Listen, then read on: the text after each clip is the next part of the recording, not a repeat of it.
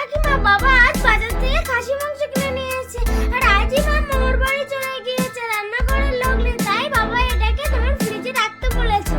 অঙ্কন, তোর কথা আমি রাখতে পারলাম না। আসলে কি বলতো, ফ্রিজের মধ্যে দই, লস্যি, দুধ এগুলো সব থাকে, আর ওগুলো তো পূজার কাজে লাগে। সেই জন্য মাছ মাংস ফ্রিজের মধ্যে আমরা ঢোকাই না, ওই কারণেই রাখতে পারবো না। ওকে, কিন্তু আমার মা আসা পর্যন্ত এই মাংসটা একটু ব্যবস্থা করে রাখো না। আসলে আমার বাবা রান্না করতে পারে না, সেই জন্য। না রে, কোনোভাবেই রাখতে পারবো না, সরি রে। ঠিক আছে, রাখি না তো তাহলে দেখো তোমাদের দোকান থেকে কোনোদিন কোনো খাবার কিনবোই না।